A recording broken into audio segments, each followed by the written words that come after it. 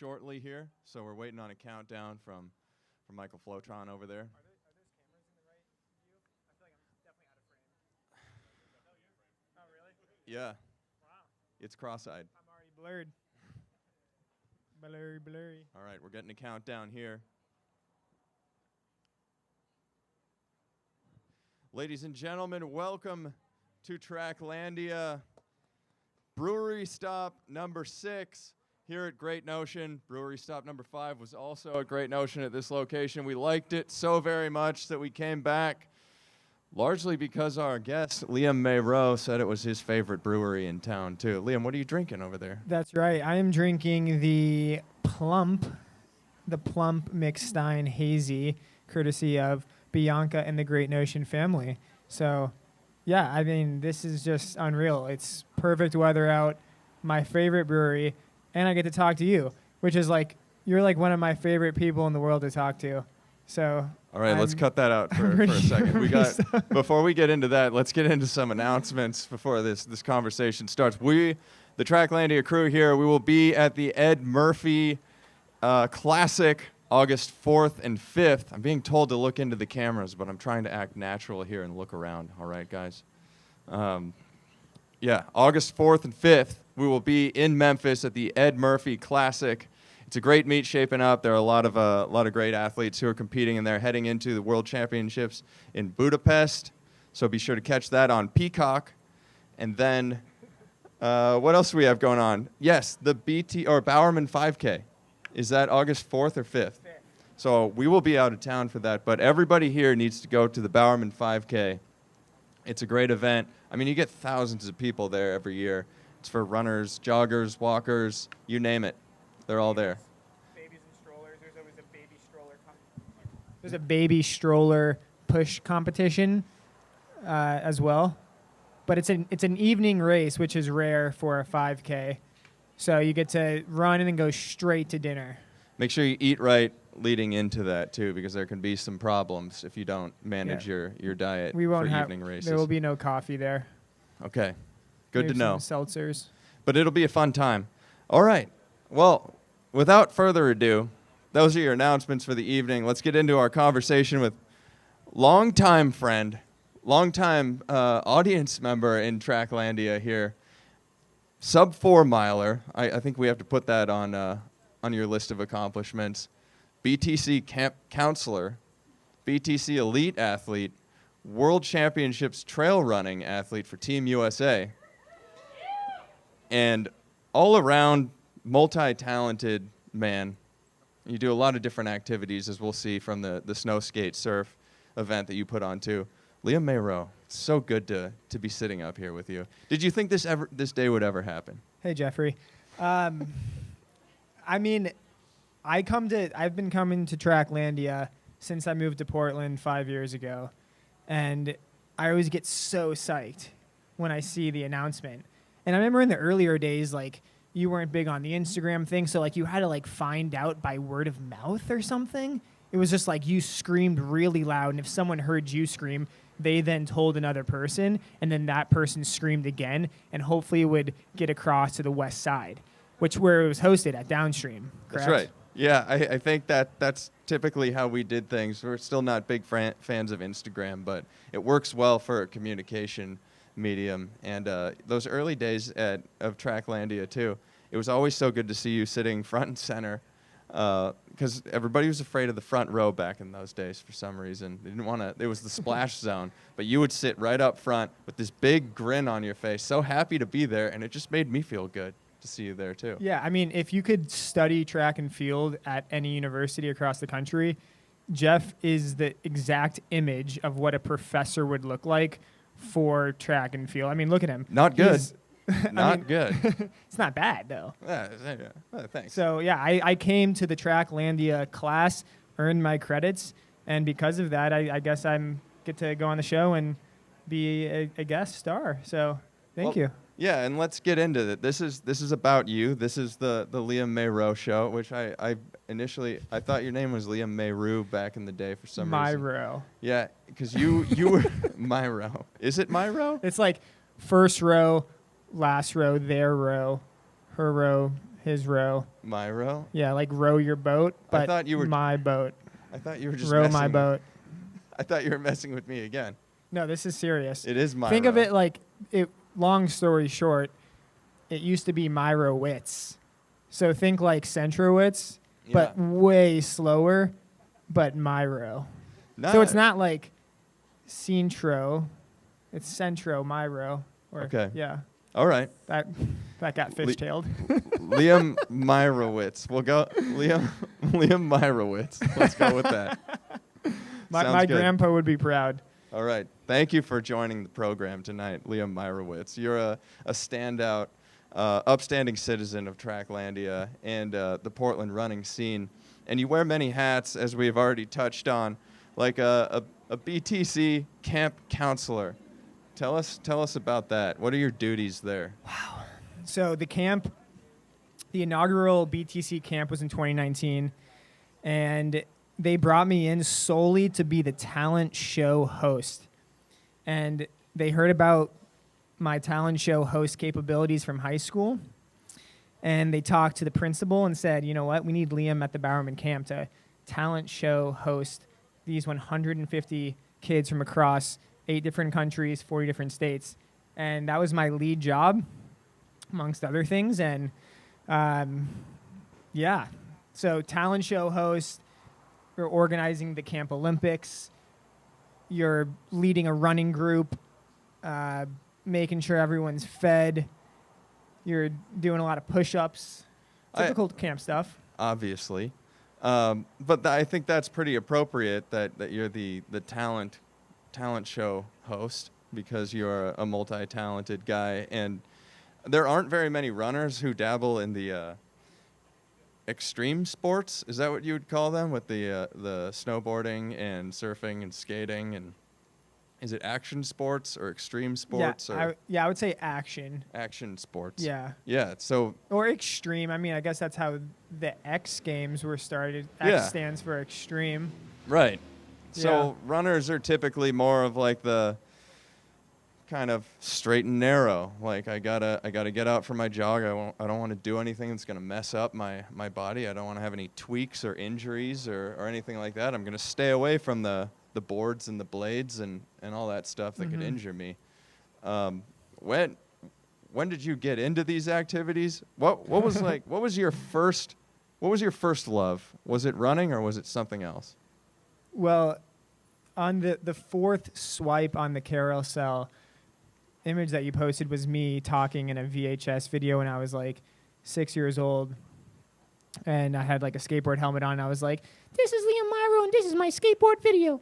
And so, ever since I can remember, my first love was for skateboarding, and then that carried it through snowboarding, but I couldn't go anywhere without my skateboard. My mom was always worried that her Achilles were going to get rammed by the board.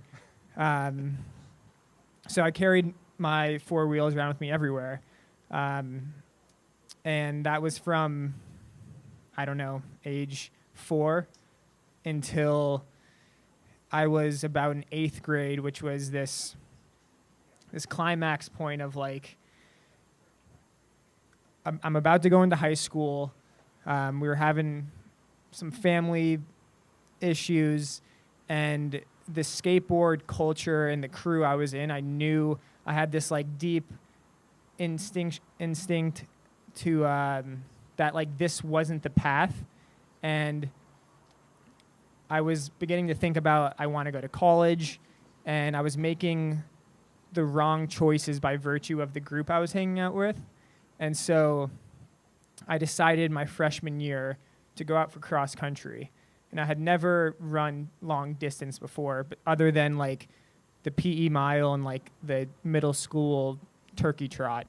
And I needed to make a lifestyle change because the path I was going down in the skateboard culture in the early 2000s was not conducive to the future I wanted. And so went out for the cross country team my freshman year and ended up being the fastest guy on the team and fell in love with it later that year. And it just became my entire lifestyle purpose. I'll go as far as saying identity through high school, and ended up getting a full ride. So that was the right choice that I made. Yeah. You had to make a grown-up decision to get some running shoes and button up your life and be on that straight and narrow path that running provides, huh? Yeah, it definitely, like, a lot of people may hit that piece later in life, but in middle school, I was in juvie. I got expelled. I did all of these things. Yeah. I did not know this about you. I was doing illegal things that people do in high school and middle school. So when I got to high school, I was like, I've already done that. So I didn't drink in high school, which no one should technically drink in high school. And I was like just on it, like A student, because in my like whippersnapper years, I did all those things. But fast forward to now, so I'm 27. I found that the identity from running too hardcore kind of took over my life a little bit too much. So now I'm starting to like pull back the layers of my origins, which we'll get to later. So we'll sneak preview. We will?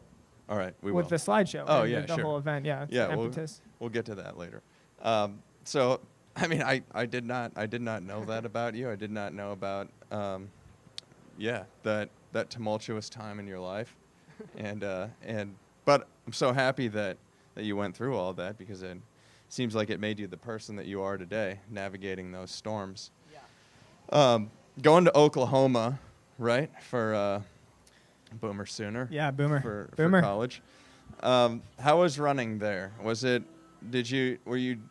just all on the up and up, or what? No, I mean, I think like as a naive high schooler going into college as like a state champion, like the journey I envisioned was like, I'm going to be like multi-time All-American. Like the goal is like win nationals and like all psyched up. But then like the second you get into the locker room freshman year, you like are meeting all of your teammates and everyone's a state champion. And you're like, oh shit, like I'm no longer at the top of the totem pole. And through just the trials and tribulations of college, like it was not the results that I wanted. It was an amazing experience, lifelong friends, all of that good stuff. But on the performance side, it was like not what I had set out to do, which I think is a big reason of why I'm still running today. And I still like enjoy the sport because it wasn't a career, like the 4-year career wasn't something that I could like hang my jersey on or whatever that saying is. Yeah, I think there's a lot of people out there who, especially young kids going into college, who think this is the make or break time of my athletic life, like, or if I don't do well in college, it's the end of my athletic life, and I'm not going to have an opportunity to do things afterwards, so I got to do it here. But I mean, it seems like you came into Portland and you just started, like, you could tell, like, yeah, Liam can run a 50 in the 400, and he's like, and then you're running 5Ks too, and you had all of the pieces necessary to excel, it seemed like, and you're like a happy-go-lucky guy, so you're like, hey, is he serious about this? Does he really want to make a go at this or not, or what's he doing? And then when did that did it always click for you, and you were putting the pieces together and just putting on that front for us, or when did you start to kind of dig into things in the Portland scene and knock on Elliot Heath's door and say, hey, let's get after it? Yeah, no, it's definitely like a mouthful to hear and then try and articulate for sure. I'm sorry, it's a lot of word salad from me. If I have to say it in a sentence, it was probably going to the first Tracklandia changed my life. Just kidding. No. Expound on that, please. I mean, I describe it as my running for me from like the start of high school through the end of college and moving to Portland was my, like, running was the wheel of my life. And it took me like a year and a half after moving to Portland to realize that this wheel of life has many different spokes on it, and running needs to be just a single one of those spokes. It should not be the wheel. And it took me a long time to figure out that balance and make sure I was giving to other aspects and spokes of my life. And through that, it unlocked this ability to race better. And I've always like had the great notion of like knowing that I could run fast, but I could never like put it together.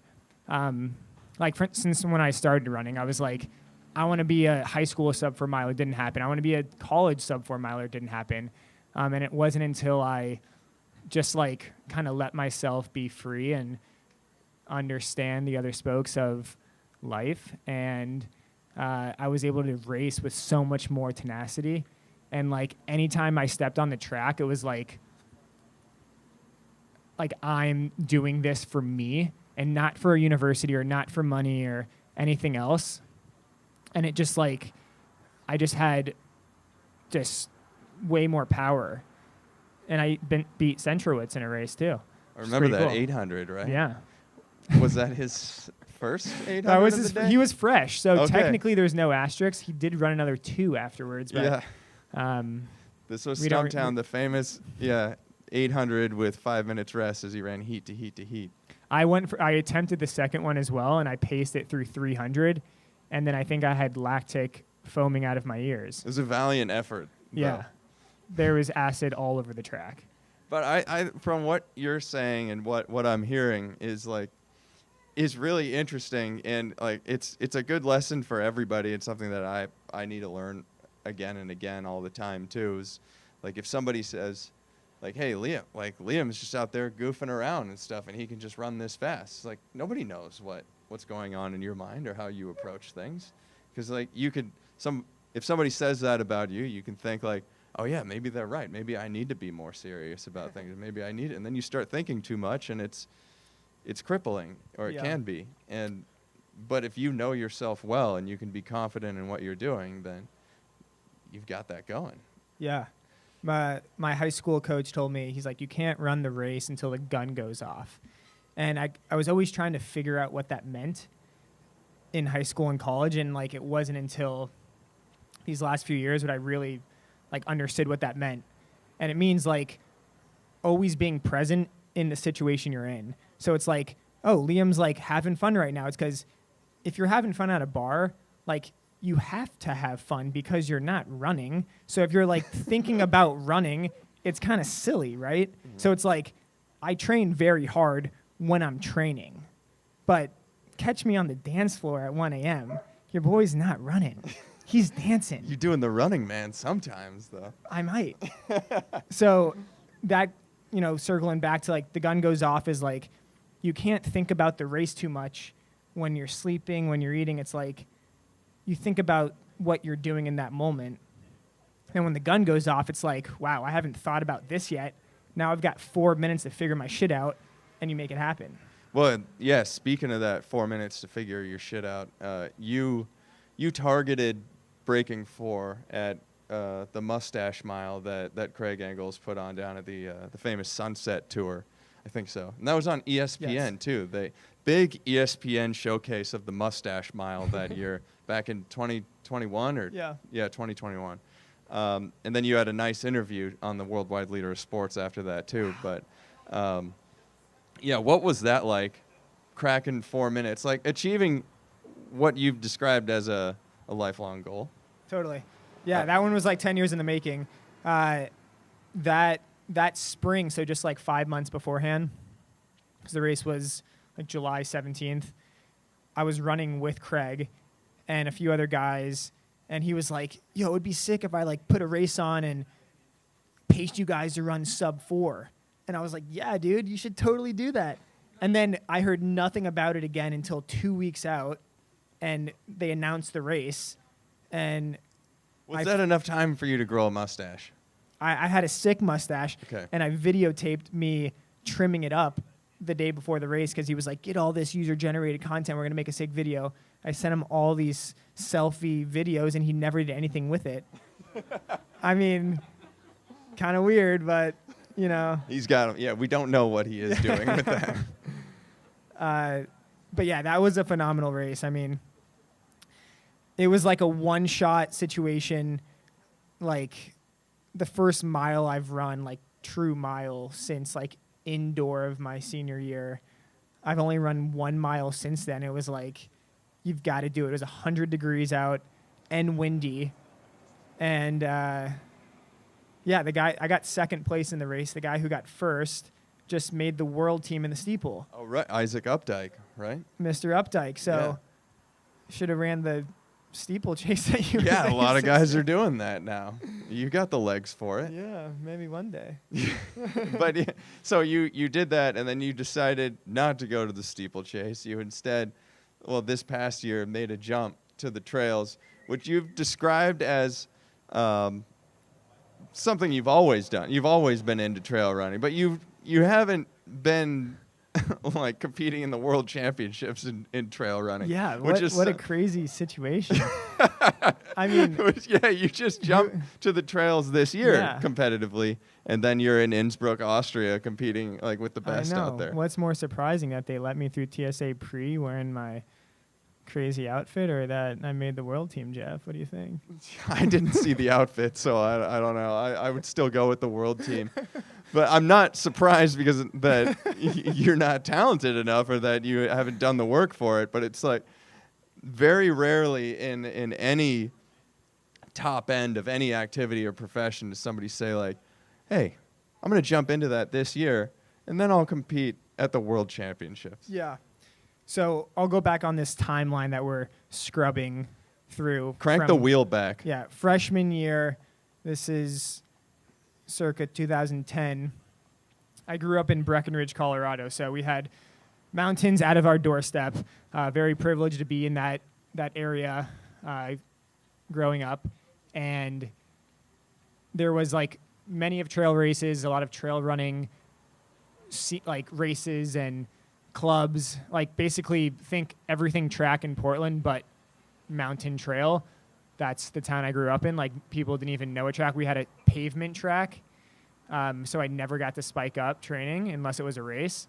But my freshman year is when I fell in love with running. I did a lot of trail races throughout the summer. And then I stopped in college because I was in Oklahoma and mountains are not in their vocabulary. And yeah, I knew I wanted to get back to the trails at some point. And when they announced the U.S. championships would be in April, I was like, it doesn't conflict with the track season. Like, let me just go for it.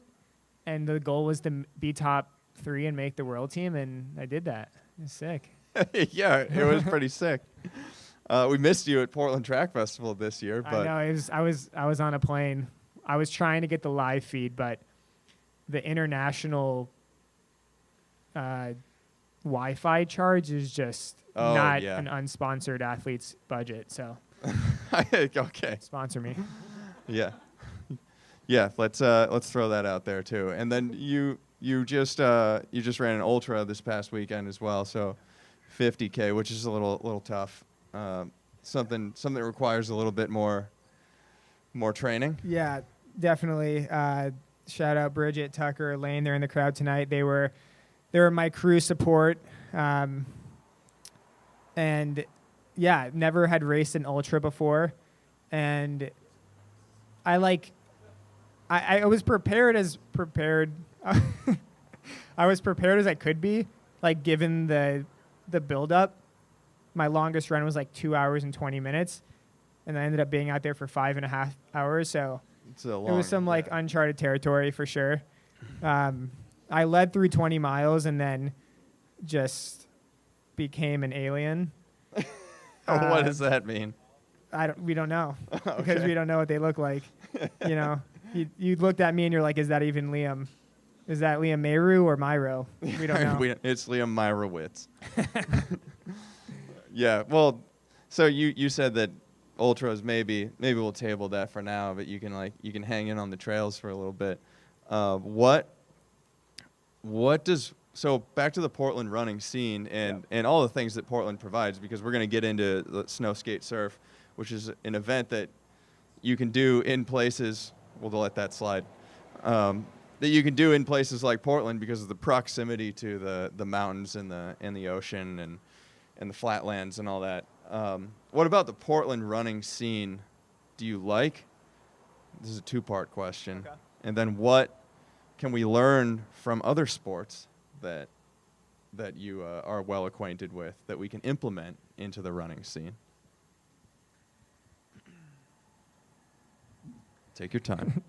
Loading.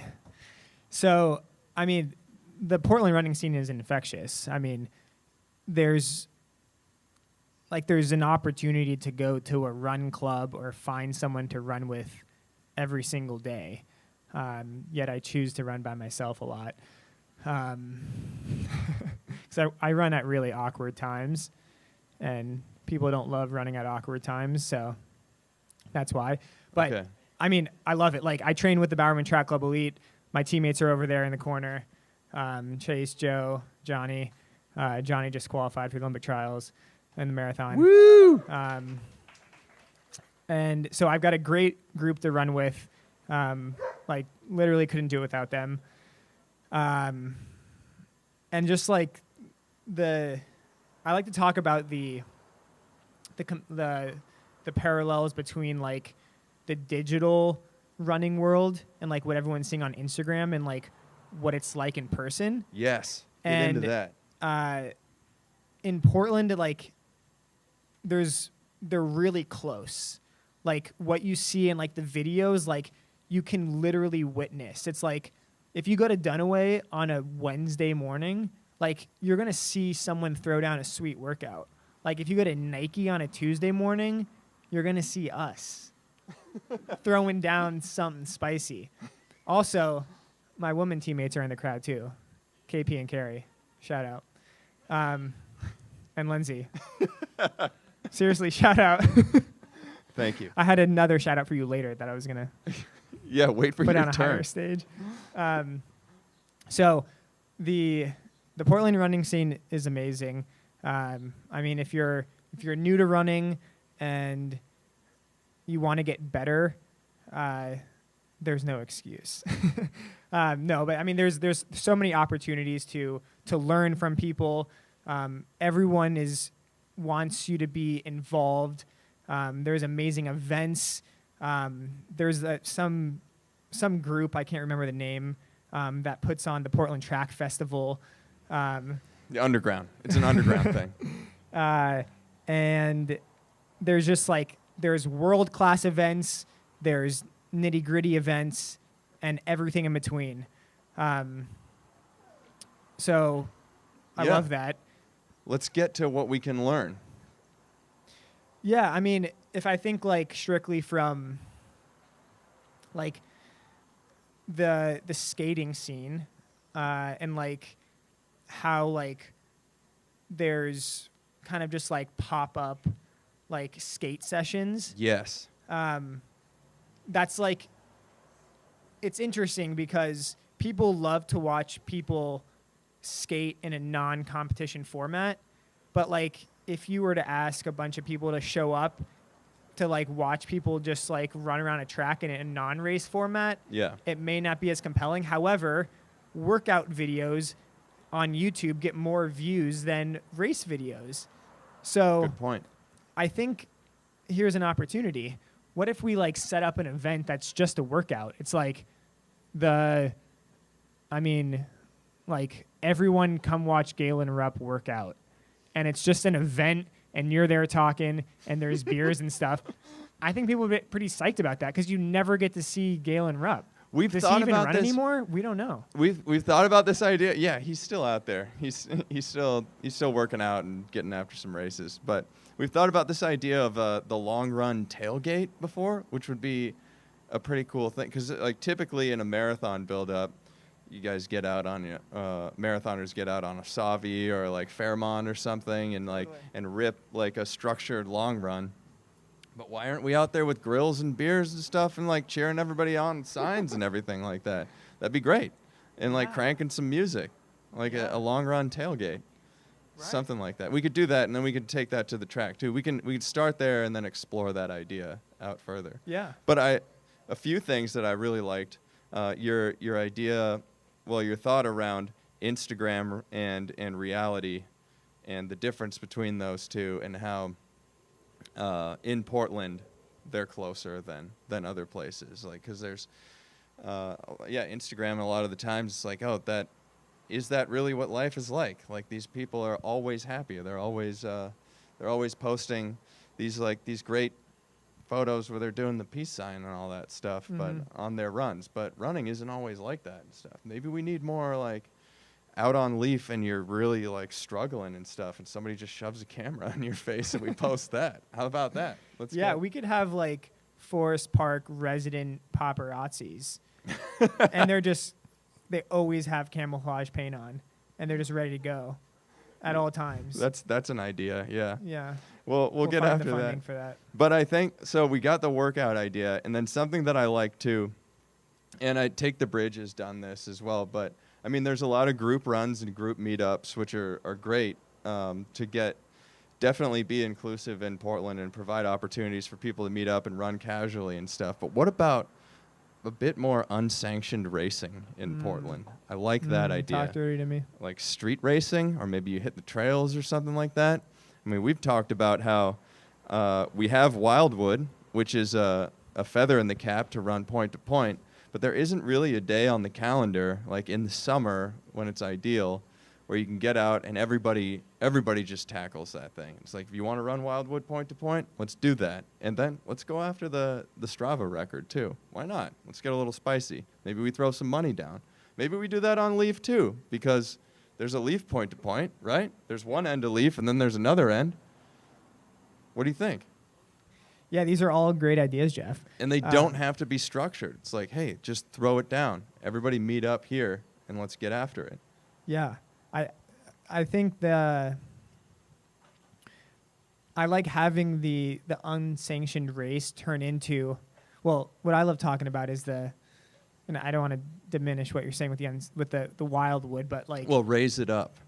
Don't yes, diminish it. I think taking what you're saying and marrying that with track in the same day. Here we go. And having, because you're just a wizard at points and like synthesizing data when it comes to track data. And thank you. I think that you're talking to me, right? I'm talking to you. Thank you. I think there's an opportunity to have a track race combined with a trail race, like in the same hemisphere. This is what we want. We're going to get into snow skate surf, but we want the trifecta for running too. Yes, we do. I'll take your idea and raise it a bit more and say, deliver it. Let's do a 2-day event, trails, track, and road. The surface trifecta, folks. The surface trifecta. You heard it here first. Yeah. We might have talked on the phone about it yesterday, but you know. This is all planned out. This may is not our look first like it. public Tracklandia episode. We do underground episodes. Yeah, it may not look like it, but this conversation is scripted. Yeah, let's do that. Let's do that this next year, where we're thinking, how about like a 30K trail race or something like that? Maybe 25K, 20K. We'll think about that. 10K road race and then a mile on the track, and you come up with a point system to link all those things, and whoever tackles the three of those the best wins. I mean, it's like the Googleplex of every brand coming together. You're taking every athlete from every realm of the sport and just having this three-way situation. A mashup, if you will. It's the mashup of all mashups. And what's incredible is that there's not one athlete that anyone can think of that would like dominate all three. Liam Meirow. Like Meirowitz. It's like you would have someone on the trail and the road and the track, but it's like, how are they going to fare climbing 3,000 feet on North Nasty? Tucker might have an answer for you. We don't know. But that's awesome. Yeah. You know, like those are the things that get people excited. Exactly. And the things that you could, I mean, imagine the analysis going into this and the things that like gear geeks can get geeked out about too. Like, oh, what are they using for the trails versus like how are they going to recover? Are they going to Subway on Burnside between races? Right. What are you going to do? Like, how are they fueling for this? Seriously. Does the Subway on Burnside still exist? Yeah, it's the Van 2 stop in Hood to Coast after the first 6 legs. A known location. Yeah, and catch us there on August 27th. Yeah, so that is definitely something that needs to happen. The trifecta, surface trifecta, along with unsanctioned racing in Portland. This video is copyrighted in case anyone tries to steal it. Yeah. Like, this is live on YouTube. Just involve us if you're going to do these things. Yeah. We're people of action. We'll get to work. Mm-hmm.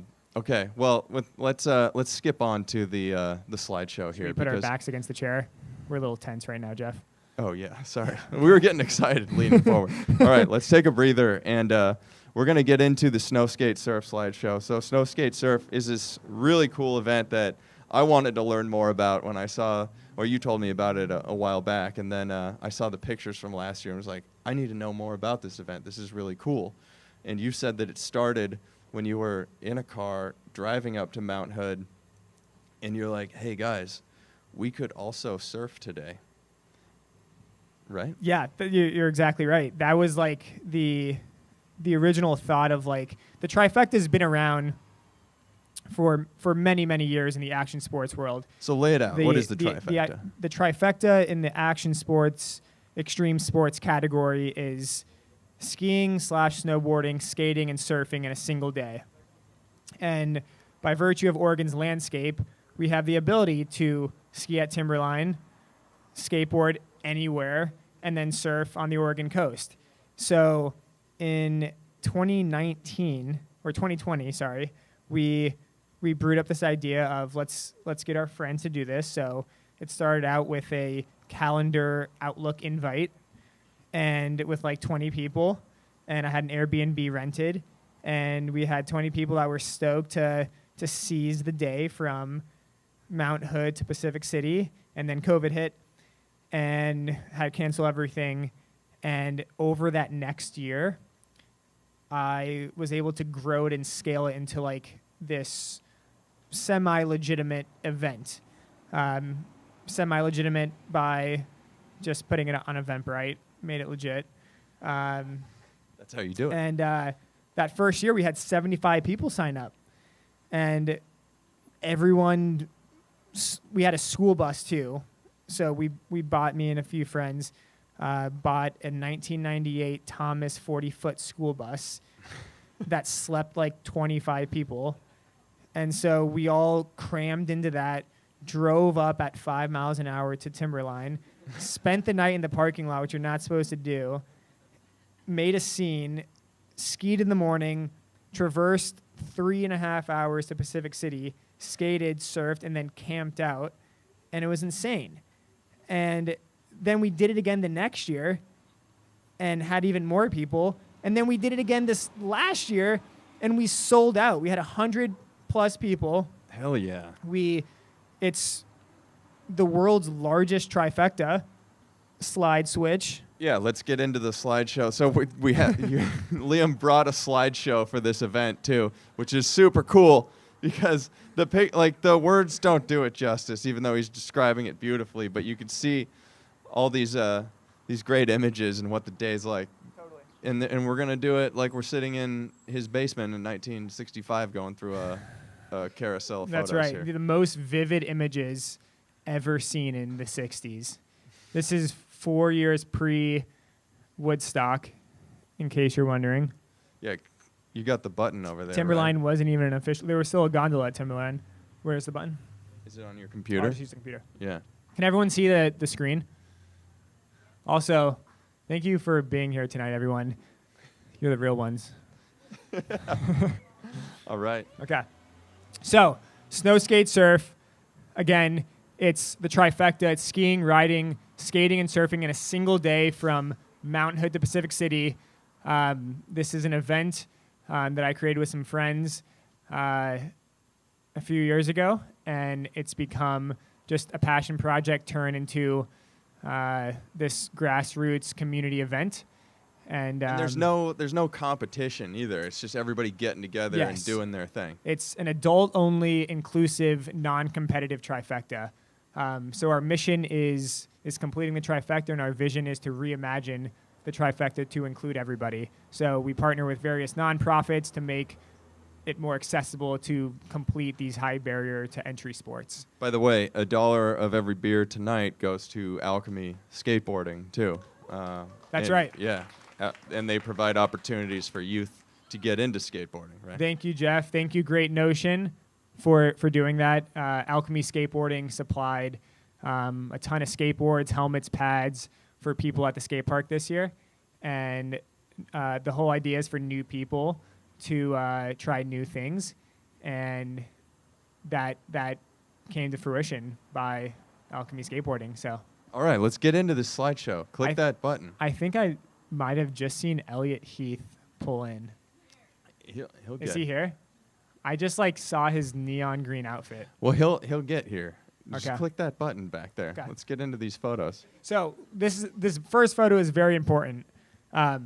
This is the night. This is Snow Skate Surf Eve. So this is the Snow Bunny parking lot where everyone gathers the night before, which is a 15-minute drive to Timberline. So you don't have to make the hour-and-a-half drive in the morning. So we have 100 people camping out in the Snow Bunny lot the night before, and it's a party in and of itself. So very special. Everyone connects. This year we couldn't have a fire. This is from 2022. But this just sets the tone for what is going to be an incredible 24 hours. And before I get into the slideshow, I want to give another shout out to my dear partner, Bridget. She has been with me through everything that we talked about, from the sub 4 journey to snow skate surf. We share a bathroom and a kitchen, so it's the two most important aspects of a house. We're in it together, and that's what's most important.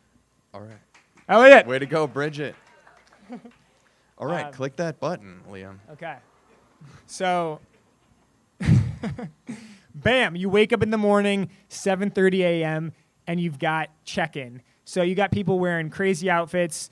I'm on the Eventbrite check-in on the iPad. Bridget's slinging tote bags. Jeff, showcase the tote bag. Look at that tote bag.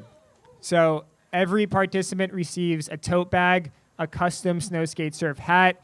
They get a name tag. We have shirts. We have other things that I'll show you in the next slide. So this is the check-in process starting at 7:30 a.m. Bam, tote bag. We've got the Bagels. We got bagels. We got bacon.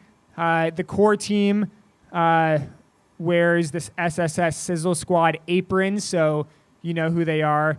Here's the custom hats that everyone got. So you're starting the morning hot and heavy. The atmosphere is electric. It's an incredible morning at Mount Hood. And this year it was 80 degrees at 7:30. So On the mountain. it was probably 65, but with that altitude it feels like 80. Yeah. Yeah, it's the feels like temperature. And people are skiing in shorts and stuff. Yeah, you'll see. We Okay. got outfits. Yeah, click that button. This is There just a he is. picture of me because I'm the guest tonight. So Is there anything under there? I do have. I think I'm wearing running shorts maybe. But this is the atmosphere. We reduce, reuse, recycle at Snow Skate Surf. And is there a competition for outfit? Yeah, so we have 5 inclusive awards that we present in the evening. We have Best Outfit, we have the Magic Mentor, we have Rookie of the Year, we have Trifecta Meister, and we have Biggest Wipeout. So anyone can win those awards, and it gets pretty competitive. Just some scenic shots here. Yes. This is what you come for. This is what I'm talking about. These are the things that This I is saw. phase 1 of the trifecta, which could be, this is the snow, which could be the road. Let's just draw the parallels here. Yeah, for the running thing. Yeah. Yeah, it wouldn't look that cool, but yeah. So showcasing some of the amazing outfits right here. People go all out. Is that allowed on the mountain? It's just a prop. It's just a water Props bottle. are allowed. Yeah. Yep, totally. Cool. Yeah, Good. just Photoshop that in there. Tucker's in the crowd tonight. Tucker is a huge snow skate surf ambassador, so we're very happy to have him on the crew. And we see some tattoos over here. That's Bridget, right? That is Bridget. Yep. Nice. She is an astronaut. That's a great outfit. Yeah. Is that a flight suit? A child's costume. Child's astronaut costume. Well, Yeah. Yeah, it's not supposed to be capris. But Child astronauts are my heroes. Nice. In the center here, we have Elaine and Emily. Elaine is in the crowd tonight. She and Emily were the recipients of the best outfit. Just a little backstory here. Elaine and Emily were not able to participate because Elaine went through ACL surgery just a few months ago, but she is such a strong supporter that she still came out and went from hood to coast in her surgery gown. All right. Well, it looks like recovery's coming along nicely, too. Way to go. That's a big group. Here's the group, 100. We sold 100 tickets. There was 92 that completed the full trifecta from Mount Hood to Pacific City. So this is our... What happened to the other 8?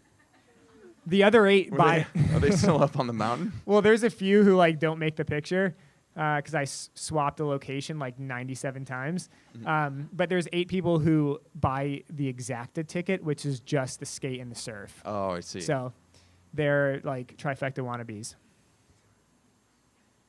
Okay, so now we're... That doesn't sound very inclusive, Liam. It's okay. They're building up for it.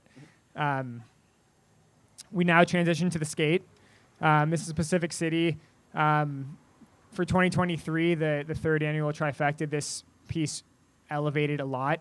Again, thank you, Alchemy Skateboards, for donating skateboards and helmets.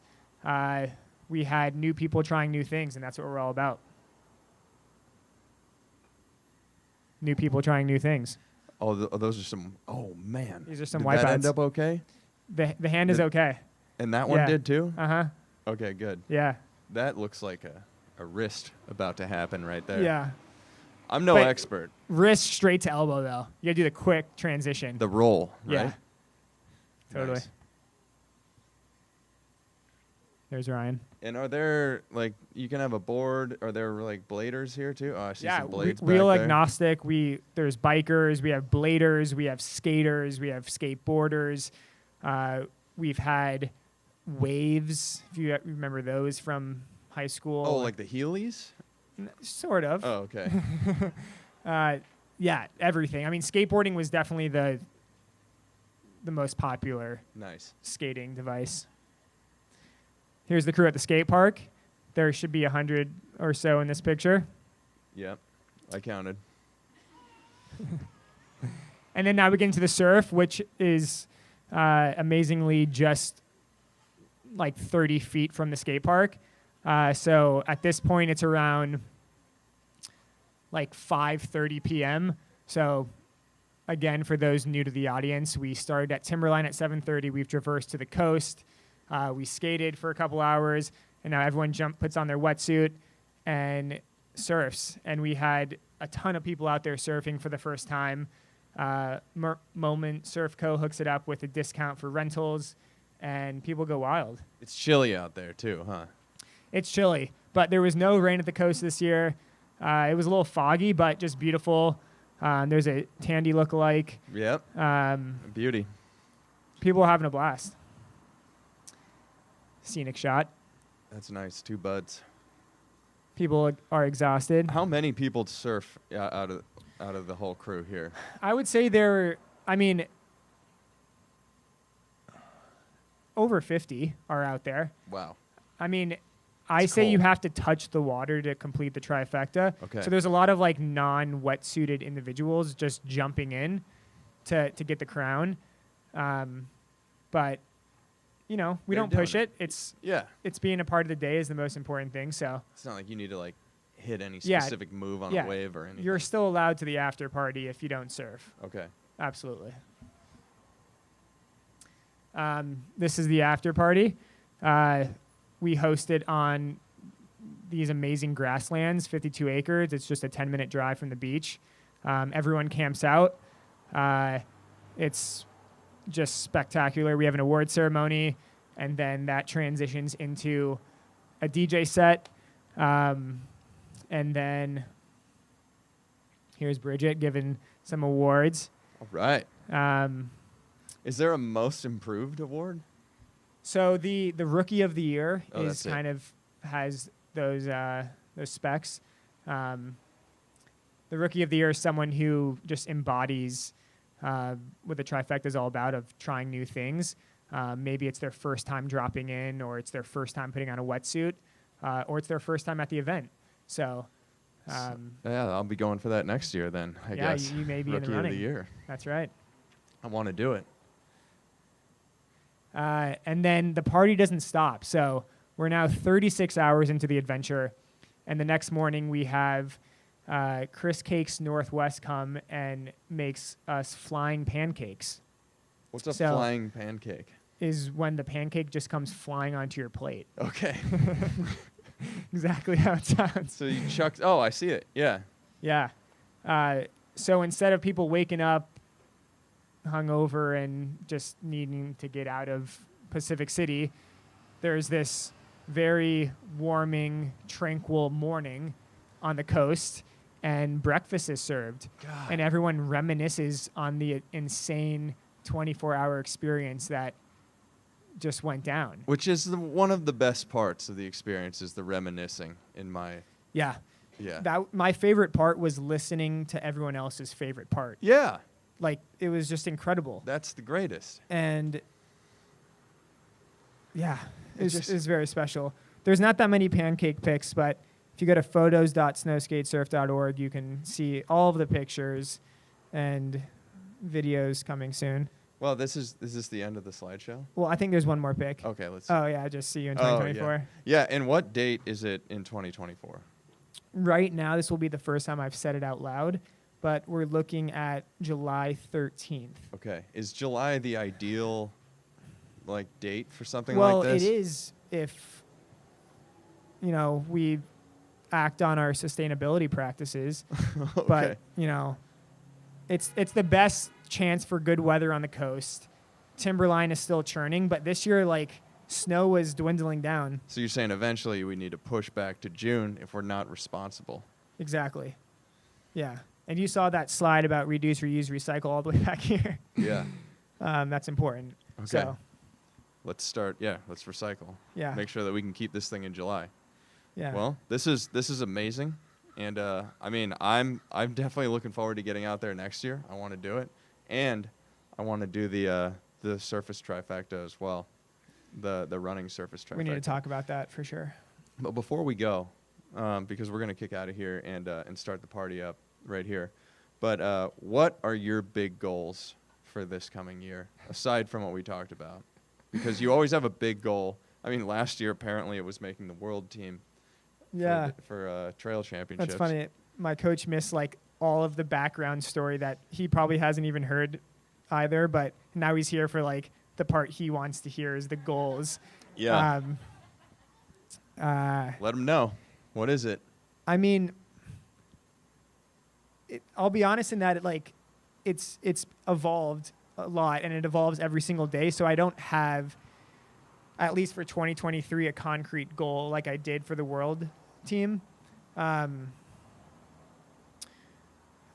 now, it's a lot of just trying to get better, just being in the moment.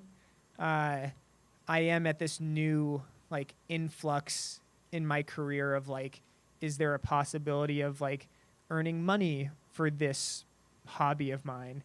And again, I'll be honest in that that is taking a lot of capacity in the space of working out and running and doing the day-to-day things, because it's will this become a a job, or will it continue to be something that, like I talked about earlier, where I can run the race when the gun goes off? Mm-hmm. And so it's going to take all of my learnings and my might to make sure that I stay true to myself in the next 6 months, and that I don't get carried away or be too lofty with my aspirations, and just remember like what got me here, and remember like that it's not going to be easier from here on out. It's just going to continue being harder. And I think like the goal is just to stay focused on those like intangible things, versus like, you know, whatever it may. I mean, yeah. So. Well, I think whatever you do, you've got a ton of supporters here in Portland too, and a lot of people are rooting for you, and a lot of people who just want to see you continue to be happy doing what you're doing. And I get a lot of joy out of watching you succeed, whatever it is you're doing, on a board or on your feet, or, I mean, hopefully you're staying on your feet out there on the trails. But I mean, it's been really cool seeing you do all the cool things that you do, and how you interact with the community and bring everybody along with you is really inspiring. And I hope that becomes even more infectious than it already is, and we want more of that around here. So thanks a ton for what you do, and whatever your big goal is next year, let's hit it. Let's do it. Thank All you, right. Jeff. This is Thank Liam Meirow, correct? Nailed it. All right. That's it, everybody. Thanks for joining. We'll see you next time. Thanks, everyone. We also have these shirts, too, that are for sale. If you would like one, they're $20, and there's a Tracklandia T-shirt. So if you'd like one of those, there's a box over there. You. But they'll be here. All right.